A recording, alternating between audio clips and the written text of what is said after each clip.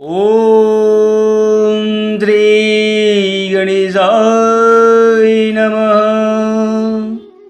संक्षिप्त श्री पद्म पुराण षष्ठी खंड। पुष्कर तीर्थ की महिमा, वहां वास करने वाले लोगों के लिए नियम तथा आश्रम धर्म का निरूपण। श्री पुलस्त्य जी कहते हैं, हे राजन, मेरुगिरी के शिखर पर श्री निधान नामक एक नगर है, जो नाना प्रकार के रत्नों से सुशोभित अनेक आश्चर्यों का घर तथा बहुतेरे वृक्षों से हरा भरा है। भांति भांति की अद्भुत धातुओं से उसकी बड़ी विचित्र शोभा होती है।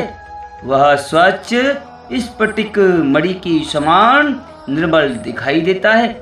वहाँ ब्रह्मा जी का वैराज नामक भवन है, जहाँ देवताओं को सुख देने वाली कांतिमती नाम की सभा है। वह मुनि समुदाय से सेवित तथा ऋषि महर्षियों से भरी रहती है। एक दिन देवेश्वर ब्रह्मा जी उसी सभा में बैठकर जगत का निर्माण करने वाले परमेश्वर का ध्यान कर रहे थे। ध्यान करते करते उनके मन में यह विचार उठा कि मैं किस प्रकार यज्ञ करूं। भूतल पर कहाँ और किस स्थान पर मुझे यज्ञ करना चाहिए। काशी, प्रयाग, तुंगा, तुंगभद्रा, नैमिषारण्य, पुष्कर, कांची, भद्रा, देविका, कुरुक्षेत्र, सरस्वती और प्रभास आदि बहुत से तीर्थ। भूमंडल में चारों ओर जितने पुण्य तीर्थ और क्षेत्र हैं, उन सबको मेरी आज्ञा से रुद्र ने प्रकट किया है, जिससे मेरी उत्पत्ति हुई है। भगवान श्री विष्णु की नाभि से प्रकट हुए उस कमल को ही वेद पाटी ऋषि पुष्कर तीर्थ कहते हैं। पुष्कर तीर्थ उसी का व्यक्त रूप है। इस प्रकार विचार करते करते प्रजापति ब्रह्मा के मन में यह बात आई कि अब मैं पृथ्वी पर चलूं। यह सोचकर वे अपनी उत्पत्ति के प्राचीन स्थान पर आए और वहां के उत्तम वन में प्रविष्ट हुए, जो नाना प्रकार के वृक्षों और लताओं से व्याप्त एवं भांति भांति के फूलों से सुशोभित था। वहां पहुंचकर उन्होंने क्षेत्र की स्थापना की, जिसका यथार्थ रूप से वर्णन करता हूं। नदी चंद्र नदी के उत्तर प्राची, सरस्वती तक और नंदन नामक स्थान से पूर्व क्रम्य या कल्प नामक स्थान तक जितनी भूमि है, वह सब पुष्कर तीर्थ के नाम से प्रसिद्ध है। इसमें लोककर्ता ब्रह्मा जी ने यज्ञ करने के निमित्त वेदी बनाई। ब्रह्मा जी ने वहाँ 3 पुष्करों की कल्पना की। प्रथम ज्येष्ठ पुष्कर तीर्थ समझना चाहिए, जो तीनों लोकों को पवित्र करने वाला और विख्यात है। उसके देवता साक्षात ब्रह्मा जी हैं। दूसरा मध्यम पुष्कर है, जिसके देवता विष्णु हैं, तथा तीसरा कनिष्ठ पुष्कर है, जिसके देवता भगवान रुद्र हैं। यह पुष्कर नामक वन आदि प्रधान एवं गुह क्षेत्र है। वेद में भी इसका वर्णन आता है। इस तीर्थ में भगवान ब्रह्मा सदा निवास करते हैं। उन्होंने भूमंडल के इस भाग पर बड़ा अनुग्रह किया है। पृथ्वी पर विचरने वाले संपूर्ण जीवों पर कृपा करने के लिए ही ब्रह्मा जी ने इस तीर्थ को प्रकट किया है। यहाँ की यज्ञ वेदी को उन्होंने स्वर्ण और हीरे से मढ़ दिया है तथा नाना प्रकार के रत्नों से सुसज्जित करके उसके फर्श को सब प्रकार से सुशोभित एवं विचित्र बना दिया है। तत्पश्चात लोक पितामह भगवान ब्रह्मा जी वहां आनंद पूर्वक रहने लगे। साथ ही भगवान श्री विष्णु, रुद्र, आठों वसु, दोनों अश्विनी कुमार, मरुदगण तथा स्वर्गवासी देवता भी देवराज इंद्र के साथ वहां आकर विहार करने लगे। यह तीर्थ संपूर्ण लोकों पर अनुग्रह करने वाला है। मैंने इसकी यथार्थ महिमा का तुमसे वर्णन किया है। जो ब्राह्मण अग्निहोत्र परायण होकर संहिता के क्रम से विधि पूर्वक मंत्रों का उच्चारण करते हुए इस तीर्थ में वेदों का पाठ करते हैं, वे सब लोग ब्रह्मा जी के कृपा पात्र होकर उन्हीं के समीप निवास करते हैं। श्री विष्णु जी ने पूछा, हे भगवान, तीर्थ निवासी मनुष्य को पुष्कर वन में किस विधि से रहना चाहिए? क्या केवल पुरुषों को ही वहां निवास करना चाहिए या स्त्रियों को भी, अथवा सभी वर्णों एवं आश्रमों के लोग वहां निवास कर सकते हैं? श्री पुलस्त मुनि जी बोले, हे राजन, सभी वर्णों के एवं आश्रमों के पुरुषों और स्त्रियों को भी उस तीर्थ में निवास करना चाहिए। सबको अपने अपने धर्म और आचार का पालन करते हुए दंभ और मोह का परित्याग करके रहना उचित है। सभी मन, वाणी और कर्म से ब्रह्मा जी के भक्त एवं जितेंद्रिय हों, कोई किसी के प्रति दोष दृष्टि न करे। सब मनुष्य संपूर्ण प्राणियों के हितैषी हों, किसी के हृदय में खोटा भाव नहीं रहना चाहिए।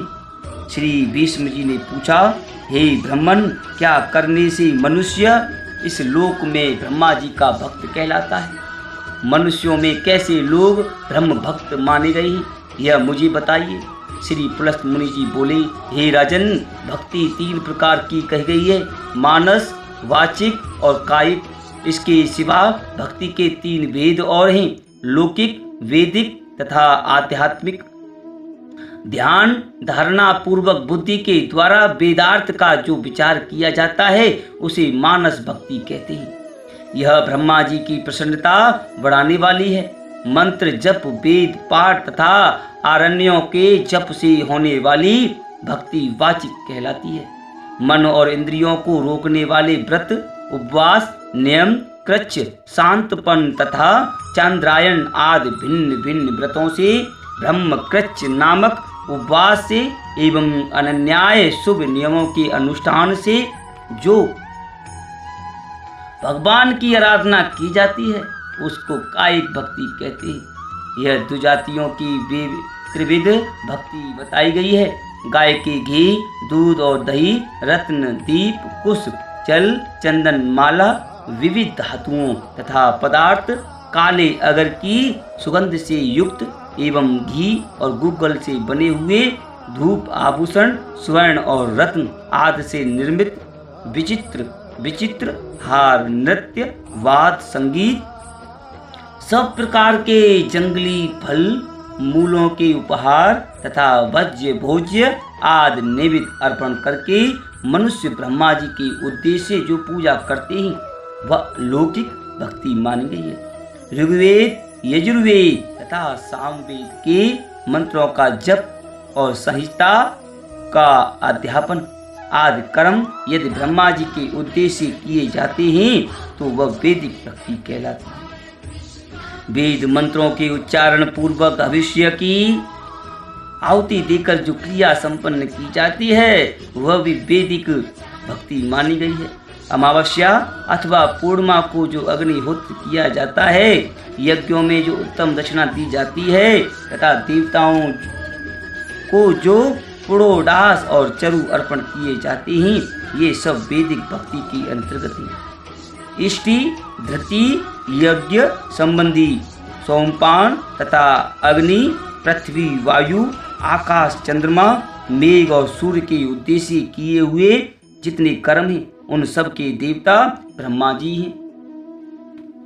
हे राजन, ब्रह्मा जी की आध्यात्मिक भक्ति 2 प्रकार की मानी गई है, एक सांख्यज और दूसरी गोगज योगज। इन दोनों का भेद सुनो। प्रधान, मूल, प्रगति आदि प्राकृत तत्व संख्या में 24 हैं। वे सब के सब जड़ एवं भोग्य हैं। उनका भोक्ता पुरुष 25वां तत्व है, वह चेतन है।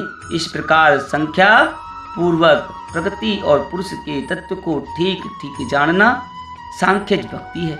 इसे सत्पुरुषों ने सांख्य शास्त्र के अनुसार आध्यात्मिक भक्ति माना है। अब ब्रह्मा जी की योगज भक्ति का वर्णन सुनो। प्रतिदिन प्राणायाम पूर्वक ध्यान लगाएं, इंद्रियों को संयम करें और समस्त इंद्रियों को विषयों की ओर से खींचकर हृदय में धारण करके प्रजानाथ ब्रह्मा जी का इस प्रकार ध्यान करें। हृदय के भीतर कमल है, उसकी कर्णिका पर ब्रह्मा जी विराजमान हैं। वे रक्त वस्त्र धारण किए हुए हैं, उनके नेत्र सुंदर हैं, सब ओर उनके मुख प्रकाशित हो रहे हैं। ब्रह्म सूत्र यज्ञोपवीत कमर के ऊपर तक लटका हुआ है, उनके शरीर का वर्ण लाल है। 4 भुजाएं शोभा पा रही हैं तथा हाथों में वरद और अभय की मुद्राएं हैं। इस प्रकार के ध्यान की स्थिरता योगजन्य मानस सिद्धि है। यही ब्रह्मा जी के प्रति होने वाली पराभक्ति मानी गई है। जो भगवान ब्रह्मा जी में ऐसी भक्ति रखता है वह ब्रह्म भक्त कहलाता है। हे राजन, अब पुष्कर क्षेत्र में निवास करने वाले पुरुषों के पालन करने योग्य आचार का वर्णन सुनो। पूर्व काल में जब विष्णु आदि देवताओं का वहां समागम हुआ था, उस समय सबकी उपस्थिति में ब्रह्मा जी ने स्वयं ही क्षेत्र निवासियों के कर्तव्य को विस्तार के साथ बतलाया था। पुष्कर क्षेत्र में निवास करने वाले को उचित है कि वे ममता और अहंकार को पास न आने दें, आसक्ति और संग्रह की वृत्ति का परित्याग करें। बंधु बांधवों के प्रति भी उनके मन में आसक्ति नहीं रहनी चाहिए। वे ढीले पत्थर और स्वर्ण को समान समझे। प्रतिदिन नाना प्रकार के शुभ कर्म करते हुए संपूर्ण प्राणियों को अभय दान दे। नित्य प्राणायाम और परमेश्वर का ध्यान करें। जप के द्वारा अपने अंतकरण को शुद्ध बनाएं। यति धर्म के कर्तव्यों का पालन करें। सांख्य योग की विधि को जाने तथा संपूर्ण संशयों का उच्छेद करके ब्रह्म का बोध प्राप्त करें। क्षेत्र निवासी ब्राह्मण इसी नियम से रहकर वहाँ यज्ञ करते हैं। अब पुष्कर वन में मृत्यु को प्राप्त होने वाले लोगों को जो फल मिलता है उसे आप सुने। वे लोग अक्षय ब्रह्म सायुज्य को प्राप्त होते हैं। जो दूसरों के लिए सर्वथा दुर्लभ है, उन्हें उस पद की प्राप्ति होती है जहाँ जाने पर पुनः मृत्यु प्रदान करने वाला जन्म नहीं ग्रहण करना पड़ता। वे पुनरावृत्ति के पथ का परित्याग करके ब्रह्म संबंधी परा विद्या में स्थित हो जाती है। श्री ब्रह्मा जी ने कहा, हे ब्राह्मण, पुष्कर तीर्थ में निवास करने वाली स्त्रियां म्लेच्छ, शूद्र, पशु, पक्षी, मृग, गूंगे, जड़, अंधे तथा बहरे प्राणी जो तपस्या और नियमों से दूर हैं, किस गति को प्राप्त होते हैं, यह बताने की कृपा करें। श्री पुलस्त्य मुनि जी बोले, हे भीष्म, पुष्कर क्षेत्र में मरने वाले म्लेच्छ, शूद्र, स्त्री, पशु, पक्षी और मृग आदि सभी प्राणी ब्रह्मलोक को प्राप्त होते हैं। वे दिव्य शरीर धारण करके सूर्य के समान तेजस्वी विमानों पर बैठकर ब्रह्मलोक की यात्रा करते हैं। त्रियक योनि में पड़े हुए पशु पक्षी, कीड़े मकोड़े, चींटियां, थलचर, जलचर, स्वेदज, अंडज, उद्भिज और जरायुज आदि प्राणी यही पुष्कर वन में प्राण त्याग करते हैं। जो सूर्य के समान कांतिमान विमानों पर बैठकर ब्रह्मलोक में जाते हैं। जैसे समुद्र के समान दूसरा कोई जलाशय नहीं है, वैसे ही पुष्कर के समान दूसरा कोई तीर्थ नहीं है। अब मैं तुम्हें अन्य देवताओं का परिचय देता हूँ जो इस पुष्कर क्षेत्र में सदा विद्यमान रहते हैं। भगवान श्री विष्णु के साथ इंद्रादि संपूर्ण देवता, गणेश, कार्तिकेय, चंद्रमा, सूर्य और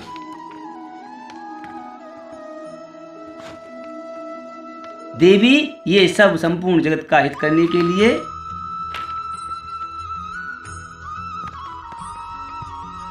ब्रह्मा जी के निवास स्थान पुष्कर क्षेत्र में सदा विद्यमान रहते हैं। इस तीर्थ में निवास करने वाले लोग सतयुग में 12 वर्षों तक, त्रेता में 1 वर्ष तक तथा द्वापर में 1 मास तक तीर्थ सेवन करने से जिस फल को पाते थे उसे कलयुग में 1 दिन रात के तीर्थ सेवन से ही प्राप्त कर लेते। यह बात देवादिदेव ब्रह्मा जी ने पूर्व काल में मुझसे पुलस्त्य जी से स्वयं ही कही थी। पुष्कर से बढ़कर इस पृथ्वी पर दूसरा कोई क्षेत्र नहीं है, इसलिए पूरा प्रयत्न करके मनुष्य को इस पुष्कर वन का सेवन करना चाहिए। ब्रह्मचारी, गृहस्थ, वानप्रस्थ और सन्यासी ये सब लोग अपने अपने शास्त्रोक्त धर्म का पालन करते हुए इस क्षेत्र में परम गति को प्राप्त करते हैं। धर्म और अर्थ के तत्व को जानने वाले पुरुष को चाहिए कि वह अपनी आयु के 1/4 भाग तक दूसरे की निंदा से बचकर ब्रह्मचर्य का पालन करते हुए गुरु अथवा गुरु पुत्र के समीप निवास करे तथा गुरु की सेवा से जो समय बचे उसमें अध्ययन करे। श्रद्धा और आदर पूर्वक गुरु का आश्रय ले। गुरु के घर में रहते समय गुरु के सोने के पश्चात शयन करे और उनके उठने से पहले उठ जाए।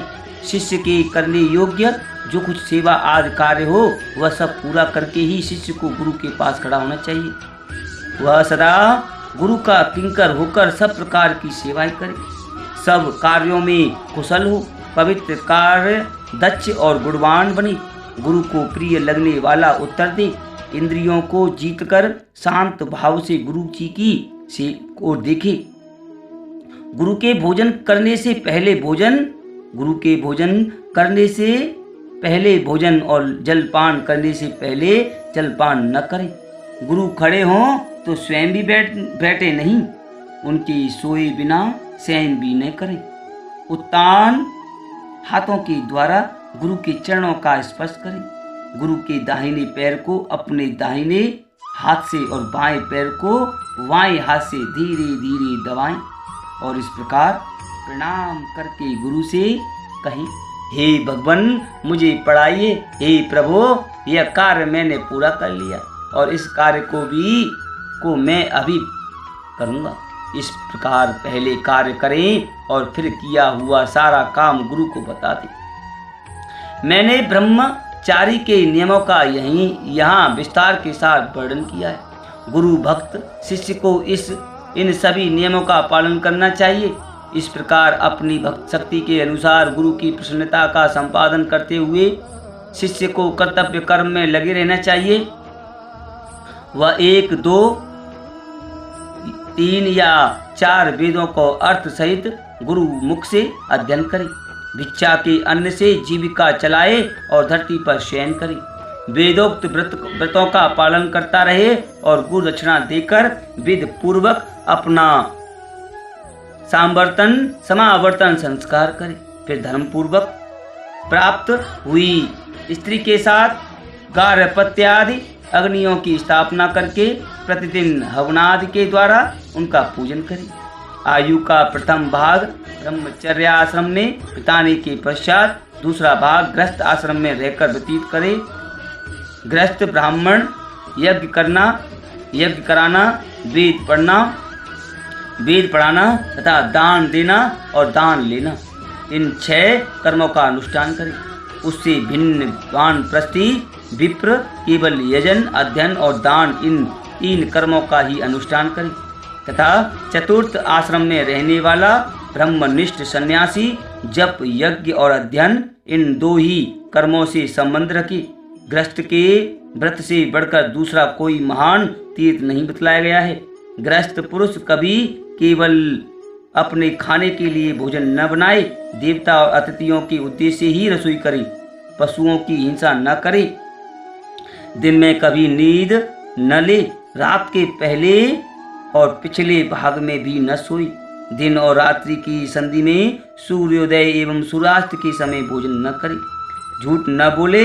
गृहस्थ के घर में कभी ऐसा नहीं होना चाहिए कि कोई ब्राह्मण अतिथि आकर भूखा रह जाए और उसका यथावत सत्कार न हो। अतिथि को भोजन कराने से देवता पितर संतुष्ट होते हैं, अतः गृहस्थ पुरुष सदा ही अतिथियों का सत्कार करे।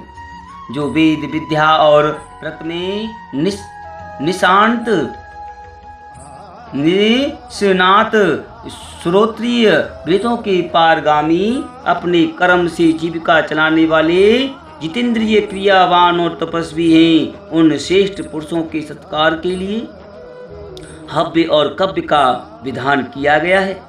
जो नश्वर पदार्थों के प्रति आसक्त ही अपने कर्म से भ्रष्ट हो गया है, अग्निहोत्र छोड़ चुका है, गुरु की झूठी निंदा करता है और असत्य भाषण में आग्रह रखता है, वह देवताओं और पितरों को अर्पण करने योग्य अन्न के पाने का अधिकारी नहीं है। गृहस्थ की संपत्ति में सभी प्राणियों का भाग होता है। जो भोजन नहीं बनाते उन्हें भी गृहस्थ पुरुष अन्न दे, वह प्रतिदिन विघस और अमृत भोजन करे। यज्ञ से देवताओं और पितर आदि को अर्पण करने से बचा हुआ अन्न भविष्य के समान एवं अमृत माना गया है तथा जो कुटुंब के सभी मनुष्यों के भोजन कर लेने के पश्चात उनसे बचा हुआ अन्न ग्रहण करता है उसे विघस अन्न भोजन करने वाला कहा गया है। गृहस्थ पुरुष को केवल अपनी ही स्त्री से अनुराग रखना चाहिए। वह मन को अपने बस में रखे, किसी के गुणों में दोष न देखे और अपनी संपूर्ण इंद्रियों को काबू में रखे। ऋत्विज, पुरोहित, आचार्य, मामा, अतिथि, शरणागत, वृद्ध, बालक, रोगी, वैद्य, कुटुंबी, संबंधी, बांधव, माता पिता, दामाद, भाई, पुत्र, स्त्री, बेटी तथा दास दासियों के साथ विवाद नहीं करना चाहिए। जो इनसे विवाद नहीं करता वह सब प्रकार के पापों से मुक्त हो जाता है। जो अनुकूल बर्ताव के द्वारा इन्हें अपने बस में कर लेता है वह संपूर्ण लोगों पर विजय पा जाता है। इसमें तनिक भी संदेह नहीं है।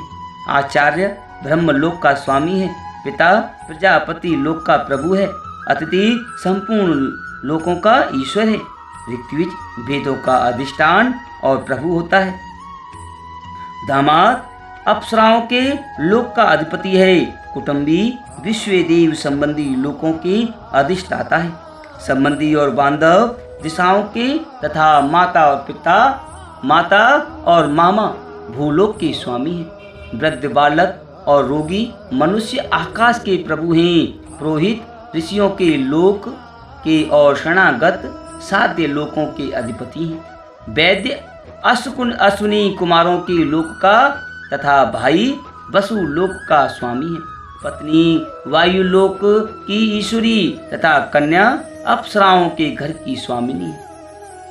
बड़ा भाई पिता के समान होता है, पत्नी और पुत्र अपने ही शरीर हैं, दास वर्ग परछाई के समान ही तथा कन्या अत्यंत दीन दया के योग्य मानी गई है।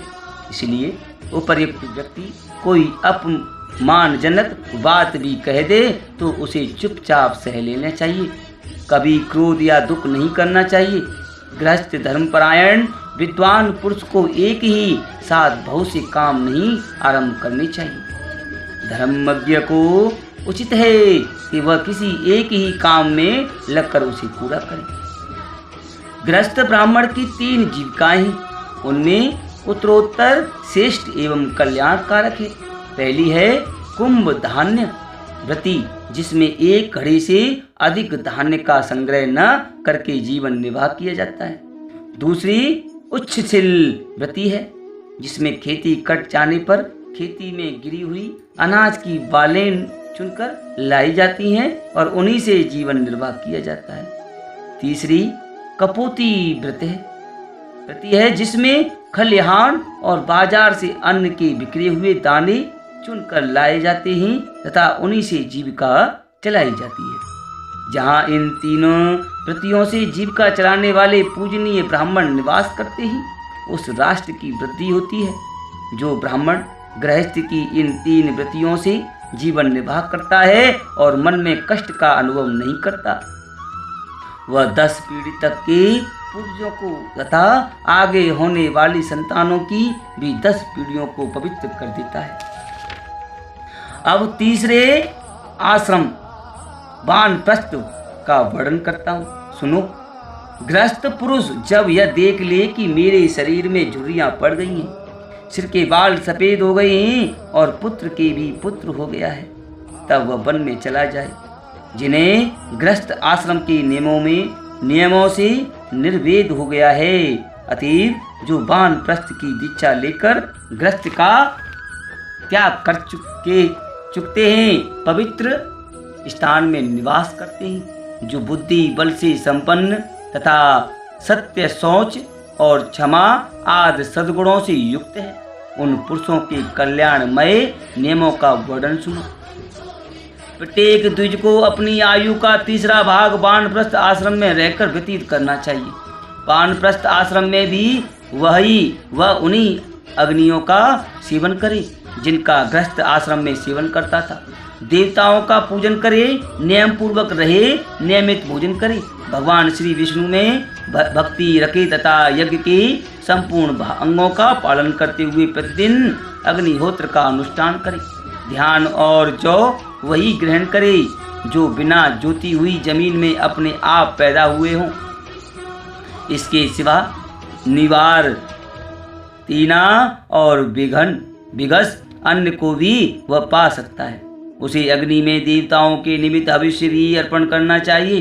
वानप्रस्थी लोग वर्षा के समय खुले मैदान में आकाश के नीचे बैठते हैं, हेमंत ऋतु में जल का आश्रय लेते हैं और ग्रीष्म में पंचाग्नि सेवन रूप तपस्या करते हैं। उनमें से कोई तो धरती पर लौटते हैं, कोई पंजों के बल खड़े रहते हैं और कोई एक स्थान पर एक आसन से बैठे रह जाते हैं।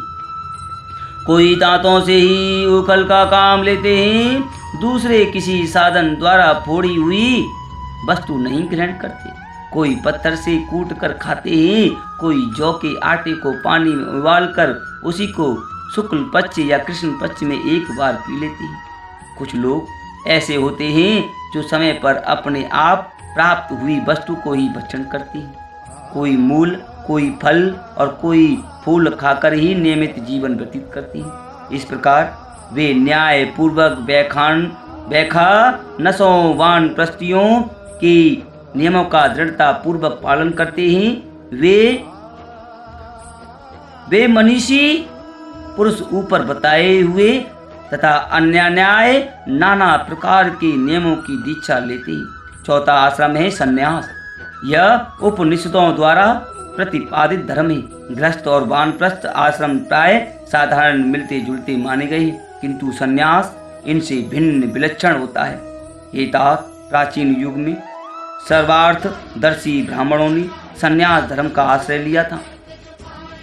अगस्त्य, सप्तऋषि, मधुचंदा, गवेशन, सांकृति, सुदेव, भांडी, यव, प्रोत, कृतश्रम, अहोवीर्य, काम्य, स्थाणु, मेधातिथि, बुद्ध, मनोवाक, सिनीवाक, शून्यपाल और अकृत श्रम ये धर्म तत्व के यथार्थ ज्ञाता थे। इन्हें धर्म के स्वरूप साक्षात्कार हो गया था। इनके सिवा धर्म की निपुणता का ज्ञान रखने वाले उग्र तपस्वी ऋषियों की जो ययावर नाम से प्रसिद्ध गण ही वे सभी विषयों से उपरत हो माया के बंधन को तोड़कर वन में चले गए थे। मुमुक्षु को उचित है कि वह सर्वस्व दक्षिणा देकर सबका त्याग करके सदस्करी तत्काल आत्म कल्याण करने वाला बने, आत्मा का ही यजन करे, विषयों से उपरत हो आत्मा में ही रमण करे तथा आत्मा पर ही निर्भर करे। सब प्रकार के संग्रह का परित्याग करके भावना के द्वारा गार्हपत्यादि अग्नियों की आत्मा में स्थापना करें और उसमें तद अनुरूप यज्ञों का सर्वदा अनुष्ठान करें। चतुर्थ आश्रम सबसे श्रेष्ठ बताया गया है। वह तीनों आश्रमों के ऊपर है। उसमें अनेक प्रकार के उत्तम गुणों का निवास है। वहीं सबकी चरम सीमा परम आधार है। ब्रह्मचर्य आदि तीन आश्रमों में क्रमशः रहने के पश्चात काषाय वस्त्र धारण करके संन्यास ले ले। सर्वस्व त्याग रूप संन्यास सबसे उत्तम आश्रम है। सन्यासी को चाहिए कि वह मोक्ष की सिद्धि के लिए अकेले ही धर्म का अनुष्ठान करे, किसी को साथ न रखे। जो ज्ञानवान पुरुष अकेला विचरता है वह सबका त्याग कर देता है, उसे स्वयं कोई हानि नहीं उठानी पड़ती। सन्यासी अग्निहोत्र के लिए अग्नि का चयन न करे, अपने रहने के लिए कोई घर न बनाए, केवल भिक्षा लेने के लिए ही गांव में प्रवेश करे, कल के लिए किसी वस्तु का संग्रह न करे, मौन होकर शुद्ध भाव से रहे तथा थोड़ा और नियमित भोजन करे, प्रतिदिन एक ही बार भोजन करे। भोजन करने और पानी पीने के लिए कपाल काट या नारियल आदि का पात्र विशेष रखना, वृक्ष की जड़ में निवास करना, मलिन वस्त्र धारण करना, अकेले रहना तथा सब प्राणियों की ओर उदासीनता रखना, ये बिच्छू सन्यासी के लक्षण है। जिस पुरुष के भीतर सबकी बातें समा जाती हैं, जो सबकी सह लेता है तथा जिसकी पास से कोई बात लौटकर पुनः वक्ता के पास नहीं आती, जो कटु वचन कर कहने वाले को भी कटु उत्तर नहीं देता, वही संन्यास रम में रहने का अधिकारी है। कभी किसी की भी निंदा न करे तो करे, निंदा को न तो करे और न सुने ही। विशेषतः ब्राह्मणों की निंदा तो किसी तरह न करे। ब्राह्मण का जो शुभ कर्म हो उसी की सदा चर्चा करनी चाहिए, जो उसके लिए निंदा की बात हो उसके विषय में मौन रहना चाहिए। यही आत्मशुद्धि की दवा है। जो जिस किसी भी वस्तु से अपना शरीर ढक लेता है, जो कुछ मिल जाता है उसी को खाकर भूख मिटा लेता है तथा वहाँ जहाँ कहीं भी सो रहता है उसे देवता ब्राह्मण ब्रह्मवेता समझते ही। जो जन समुदाय को सांप समझकर, स्नेह संबंध को नरक जानकर तथा स्त्रियों को मुर्दा समझकर उन सबसे डरता रहता है, उसे देवता लोग ब्राह्मण कहते हैं। जो मान या अपमान होने पर स्वयं हर्ष अथवा क्रोध के वशीभूत नहीं होता, उसे देवता लोग ब्राह्मण मानते हैं। जो जीवन और मरण का अभिनंदन न करके सदा काल की प्रतीक्षा करता रहता है, उसे देवता ब्राह्मण मानते हैं। जिसका चित्त राग द्वेष आदि के वशीभूत नहीं होता, जो इंद्रियों को वश में रखता है तथा जिसकी बुद्धि भी दूषित नहीं होती, वह मनुष्य सब पापों से मुक्त हो जाता है। जो संपूर्ण प्राणियों से निर्भय है तथा संपूर्ण समस्त प्राणी जिससे भय नहीं मानते, उस देहाभिमान से मुक्त पुरुष को कहीं भी भय नहीं होता। जैसे हाथी के पद चिन्ह में अन्य समस्त पादचारी जीवों के पद चिन्ह समा जाते हैं तथा जिस प्रकार संपूर्ण ज्ञान चित्त में लीन हो जाती है, उसी प्रकार सारे धर्म और अर्थ अहिंसा में लीन रहते हैं। हे राजन, जो हिंसा का आश्रय लेता है वह सदा ही मृतक के समान है। इस प्रकार जो सबके प्रति समान भाव रखता है, भली भांति धैर्य धारण किए रहता है, इंद्रियों को अपने बस में रखता है तथा संपूर्ण भूतों को त्राण देता है, वह ज्ञानी पुरुष उत्तम गति को प्राप्त होता है। जिसका अंतकरण उत्तम ज्ञान से परितृप्त है तथा जिसमें ममता का सर्वथा अभाव है, उस मनीषी पुरुष की मृत्यु नहीं होती, वह अमृत तत्व को प्राप्त हो जाता है। ज्ञानी मुनि सब प्रकार की आसक्तियों से मुक्त होकर आकाश की भांति स्थित होता है। जो सब में विष्णु की भावना करने वाला और शांत होता है, उसे ही देवता लोग ब्राह्मण मानते हैं। जिसका जीवन धर्म के लिए धर्म, आत्म संतोष के लिए तथा दिन रात पुण्य के लिए है, उसे देवता लोग ब्राह्मण समझते हैं। जिसके मन में कोई कामना नहीं होती, जो कर्मों के आरंभ का कोई संकल्प नहीं करता तथा संस्कार नमस्कार और स्तुति से दूर रहता है, जिसके योग के द्वारा कर्मों को छीड़ कर दिया है, उसे देवता लोग ब्राह्मण मानते हैं। संपूर्ण प्राणियों को अभय की रचना देना संसार में समस्त दानों से बढ़कर है। जो किसी की निंदा का पात्र नहीं है तथा स्वयं भी दूसरों की निंदा नहीं करता, वही ब्राह्मण परमात्मा का साक्षात्कार कर पाता है। जिसके समस्त पाप नष्ट हो गए हैं, जो यह लोक और परलोक में भी किसी वस्तु को पाने की इच्छा नहीं करता, इसका मोह दूर हो गया है, जो मिट्टी के ढेले और स्वर्ण के समान दृष्टि से देखता है, जिसने रोष को त्याग दिया है, जो निंदा स्तुति और प्रिय अप्रिय से रहित होकर सदा उदासीन की भांति विचरता रहता है, वही वास्तव में सन्यासी है। ओम नमो ब्रह्मा विष्णु महेश्वराय नमः। ओम नमो उमा महेश्वराय नमः। ओम नमो भगवते वासुदेवाय